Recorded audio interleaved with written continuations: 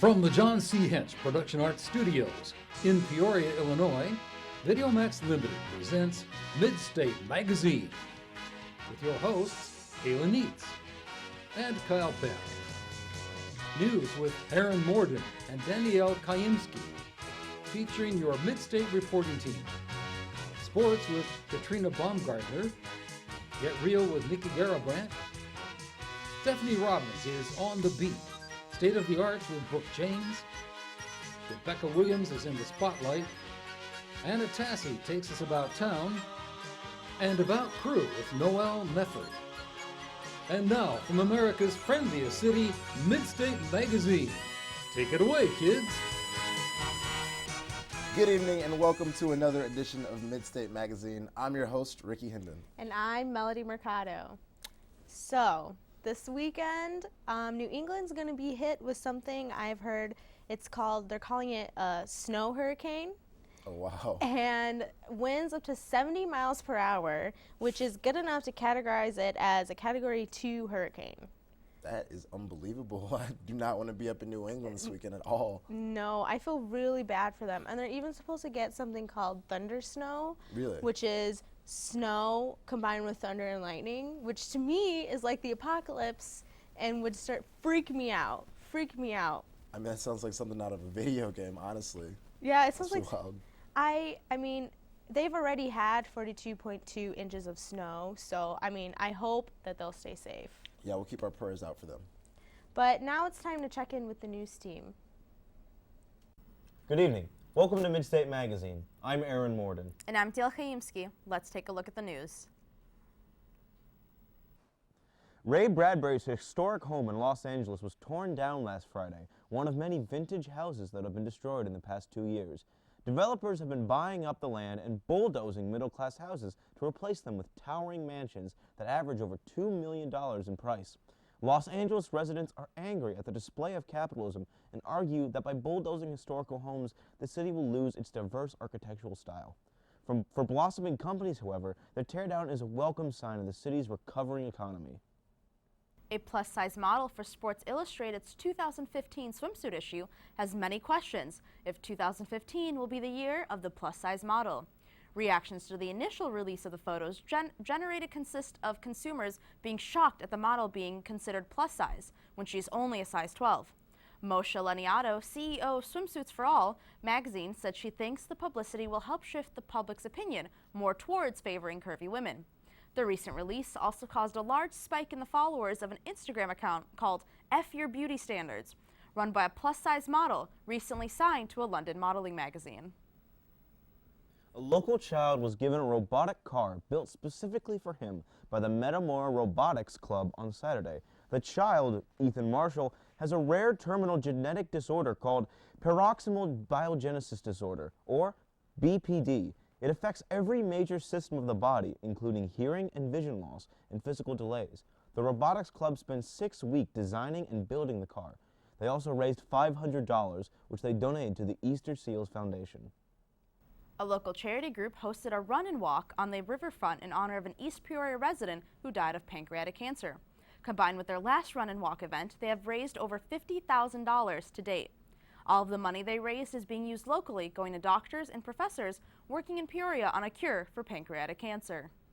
A medical marijuana dispensary in Peoria aims to be opened by late July after Governor Rauner granted Illinois businessmen permission to sell medical marijuana. The shop, called Trinity Compassionate Care Center, will be on University Street near the Forest Hill Avenue intersection. It will offer a variety of options, including pills, oil, food, vapors, and plants. The Patient Care and Education Director assured the public that only patients and caregivers with doctor's prescriptions will even be allowed in the store. Cold weather conditions are causing a vast decline in blood donations this winter season. Laura Wigener has the story. The American Red Cross provides about 40% of the nation's blood supply. Due to recent winter storms and the flu, blood supply has gone down immensely. About 300 blood drives all across the country have been canceled as a result of bad weather. This has resulted in about 10,500 uncollected blood and platelet donations. Also this winter, flu is widespread, which may be preventing people from coming to blood drives to donate or from keeping their donation appointments. The Red Cross is responsible for a large amount of blood supply in the U.S. The Red Cross needs to collect about 15,000 pints of blood every single day to help meet the needs of patients at 2,600 hospitals all across the country. Blood donations can help a wide range of people in need. One blood donation can potentially help save up to 3 lives. When someone comes in and donates, what they're donating is called a pint of whole blood. And that pint of whole blood can be broken down into 3 different components. So red blood cells, platelets, and plasma. Red blood cells can be given to surgery patients, trauma victims. Platelets can be given to cancer patients. Plasma can be given to burn victims, for example. Signing up to donate is a simple process. To find a blood drive near you and to make an appointment to give, you can call 1-800-RED-CROSS, visit redcrossblood.org, or you can download the Red Cross Blood Donor app. Either one of those ways, you can find a blood drive, you can see which blood drive is coming up, which one you want to sign up for, and make an appointment. Donating blood is an easy and crucial thing to do. When someone comes in, they're really potentially making a huge impact, because the 1 hour it takes to donate blood, you can potentially help save up to 3 lives. For Midstate Magazine, I'm Laura Wagodner. Now let's go to Katrina for sports. Thanks, Danielle. Domestic violence charges against Carolina Panthers defensive end Greg Hardy have been dismissed, with his accuser not making herself available to help with the case, prosecutors announced Monday.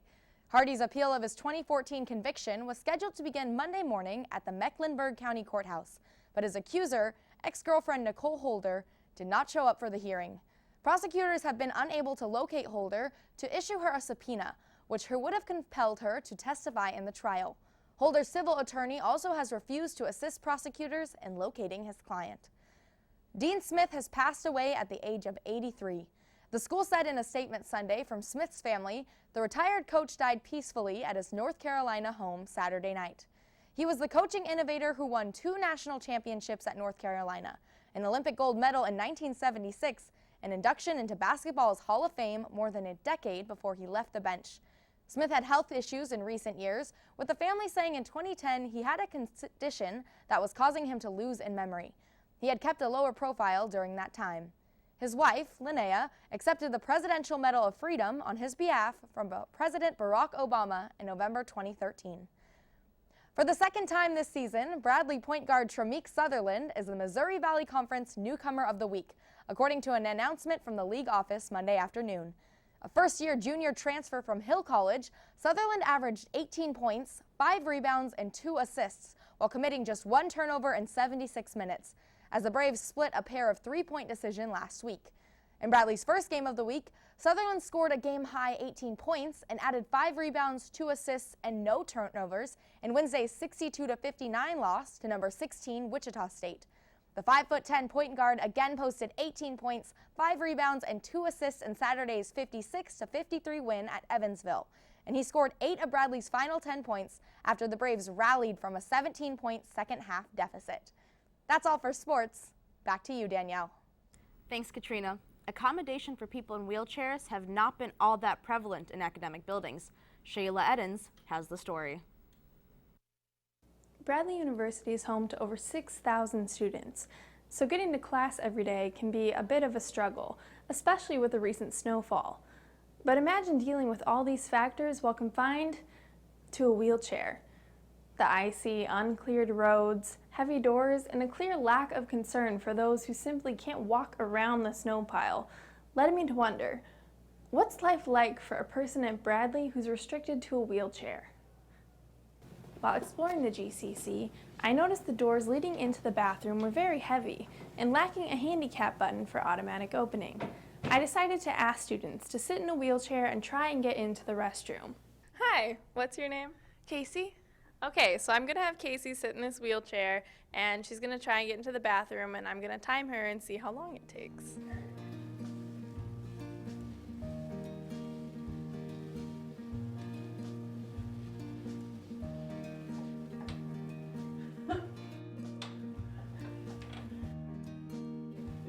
Oh, man. Get a little momentum.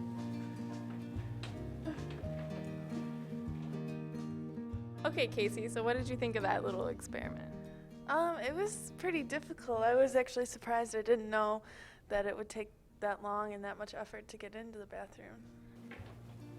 As so hard. After one student tried it out, I had some other people try as well, but all ended with the same outcome. What did you think about that? It was very difficult and that'd be very annoying to do every day. Do you think Bradley could do a better job of setting up this building and the campus for people in wheelchairs? Yes, for sure. The doors were way too heavy for someone in a wheelchair. So when exactly will Bradley step up and help out their students and faculty? That we may not know. From Midstate Magazine, I'm Shayla Eddins. Well, I guess it is time they actually do something about this. Yeah, absolutely. Well, that's all for News for the Week. I'm Katrina Baumgartner. I'm Aaron Morden. And I'm Teal Hayimski. Have a great night and be sure to join us next week. Thanks, news team. So, Melody, you know we love our stars in this country, and as such, we've got to talk about the Grammys, of course. So we started last week with our predictions on who we thought would win what awards, and how did we do with that? I think we did pretty well across the board. Sam Smith and Beyonce walking away with numerous awards. But one thing we didn't see coming was Beck winning Album of the Year. Yes. Did not see that coming at all. I've actually never even listened to his music before. I haven't really either, but I started doing a little research on like his album and everything, and he played a ton of instruments. Every instrument he played himself. He wrote every song himself, and so I guess he was deserving. But I think the most exciting part is how Kanye decided he was going to be a part of the ceremony once again. Walked on, decided he had nothing to say, walk right back off. Typical Kanye move. What do you expect? But now let's see who was interviewed for About Crew this week. It takes a lot of preparation and people to make an episode of Midstate Magazine. The producer is the one who keeps everyone on track and on time.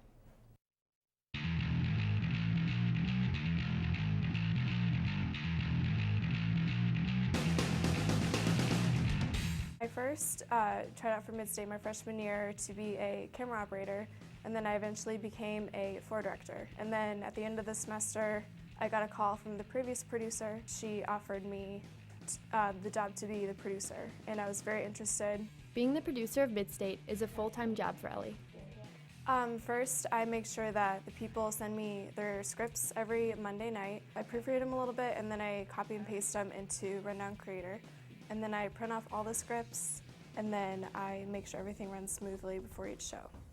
But according to Ellie, all of that hard work is completely worth the effort. Being around the TV environment and just being around the technology and the people, and I like producing a product. And the experience she gains now will help her find work in the future. It'll definitely help me put a foot in the door when I apply for a job at a TV station or a production company, because I will have that experience and the time management skills that are necessary for any job. Taking you behind the scenes, I'm Jenna Amico. Thanks. So, I was listening to the news the other day, and I heard something very interesting about a miniature schnauzer. A little white dog, like probably like this big, really cute. Okay. Escaped from its house, and when a husband let the dog out, and this dog walked about 20 blocks to the hospital where the husband's wife was at because she was recovering from cancer surgery. That is unbelievable. Like, how would the dog even know where to go? Like, it's just crazy. It's crazy because you would think she traveled in a car to get to the hospital. Okay. So how did he even have the senses to be able to track her all the way there? And they have it on video of it entering the hospital. It's unbelievable what animals can do sometimes. Well, now let's go to Jackie on In the Spotlight. Hi, I'm Jackie Myers, and this is In the Spotlight. The Grammys were this weekend, and all the hot music stars came out to celebrate. The show was hosted for the 4th consecutive time by rapper LL Cool J. Performances included Ariana Grande, Paul McCartney, Pharrell Williams, and a moving performance by Katy Perry where she brought awareness to the campaign It's On Us, which tries to bring an end to rape and domestic violence. Katy performed her song, By the Grace of God, while shadows danced behind her. Their performance was mesmerizing. The night wrapped up with an encore performance by Sam Smith with Stay With Me. Guardians of the Galaxy star Chris Pratt and Captain America star Chris Evans made a bet with each other over this year's Super Bowl game. The two bet the loser would have to reprise their superhero costume and visit a charitable organization in the other city. With the Patriots winning last weekend, loser Pratt dressed up as the Star-Lord and visited Evans Haven this week, a home for kids suffering from cancer. Evans was also there to greet the kids, but wasn't in his Captain America gear. What a great cause. It's as if they're real-life superheroes, too. NBC Nightly News anchor Brian Williams has been suspended for 6 months without pay from the news desk after falsely reporting a war story where he claimed his helicopter was shot down in Iraq in 2003 earlier this week. Weekend anchor Lester Holt will be filling in for Williams until he comes back. Williams assures viewers when he comes back that, quote, "I will continue my career-long effort to be worthy of the trust of those who place their trust in us." We hope to see Brian back at the news desk soon. For In the Spotlight, I'm Jackie Myers. Thanks, Jackie. So, Melody, going back to one of our stories that we saw in the news segment earlier, you've had some thoughts about the plus-size model situation? Oh, definitely. Yeah. You know, when I saw how the Sports Illustrated and how that was considered a plus-size model, that blew my mind. It's because crazy. It's crazy. I think for standards now, I think people would probably think she looked fit or in shape or a little bit thin than, obviously different thin than what supermodel thin is, Yeah, but of course. I thought that was just ridiculous. I mean, if you're going to call that plus size, like, what are you going to call, anyone who's above that? Like, really? Yeah, Come and she on. was a size 12. And I have to say, like, anything above a size 12 what is that considered now? Oh, wow, it's just unbelievable. But let's see what Chardonnay cooked up for us this week in Let's Eat. We're here at Peoria's very own Jalapenos, where they're known for authentic Mexican food, great margaritas, and a good time. So, let's eat.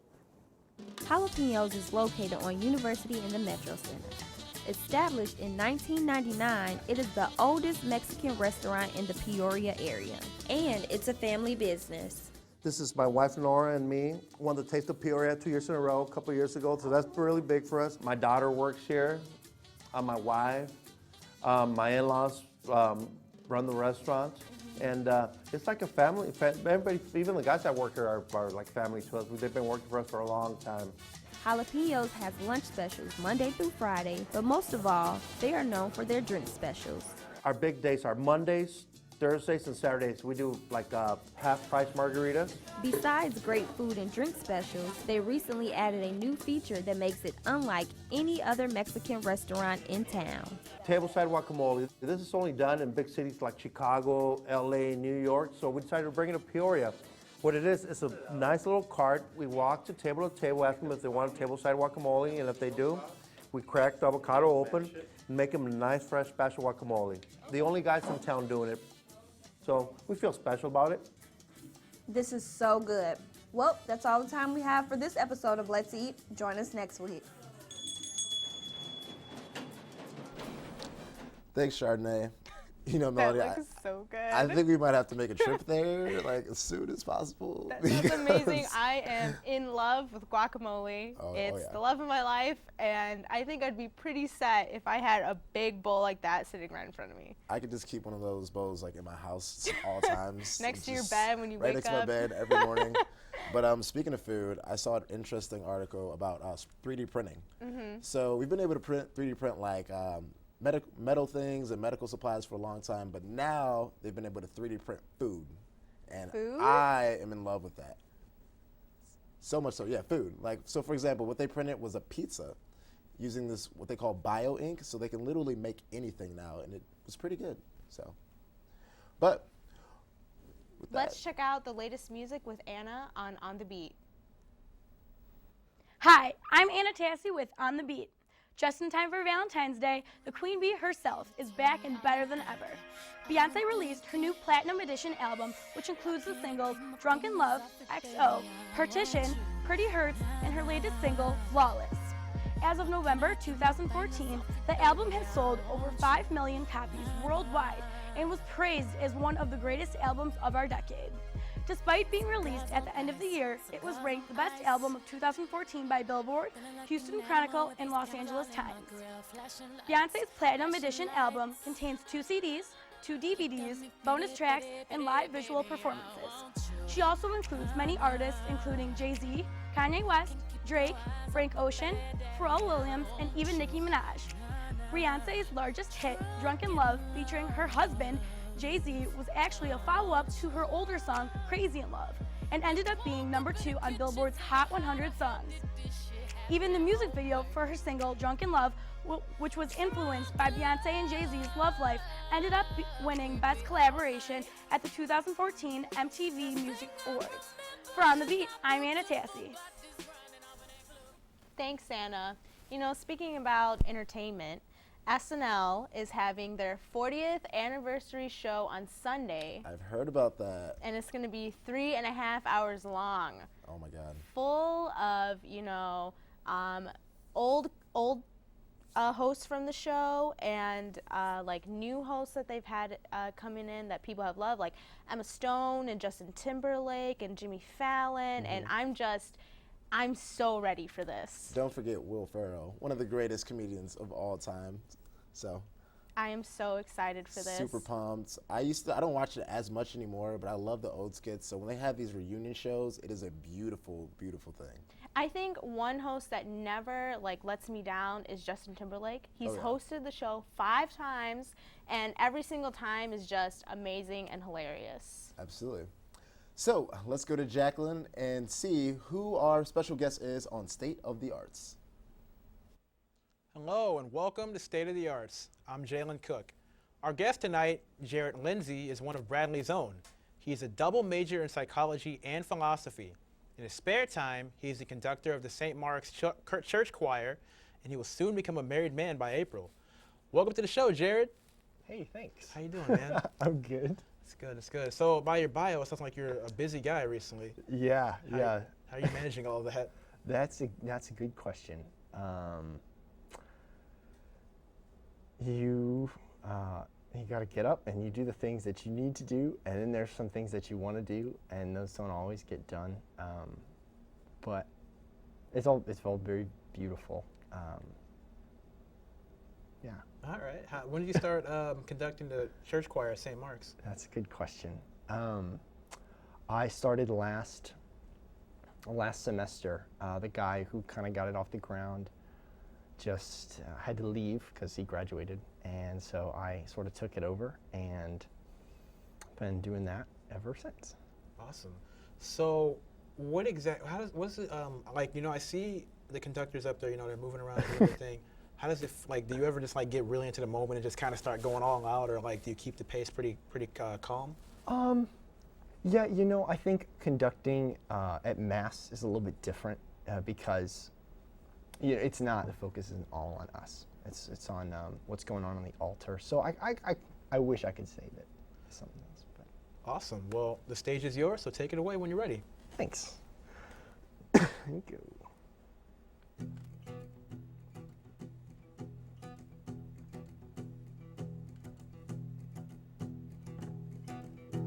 I have climbed highest mountains. I have run through the fields only to be with you. Only to be with you.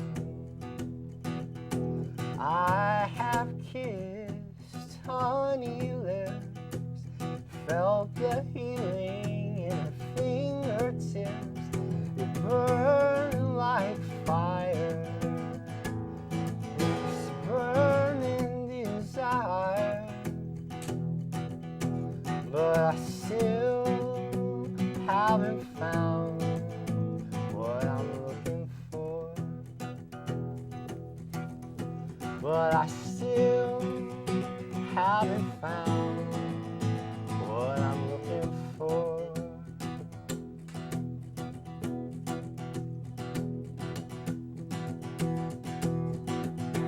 I believe in the kingdom come, when all the colors they bleed into one, bleed into one.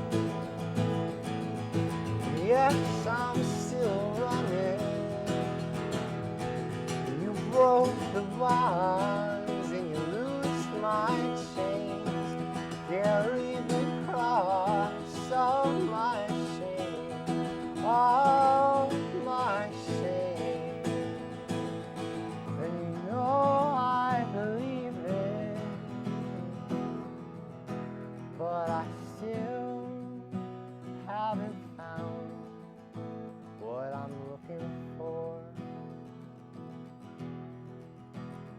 but I still haven't found what I'm looking for.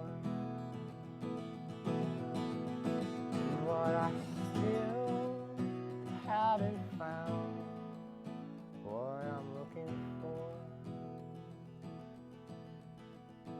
But I still haven't found what I'm looking for.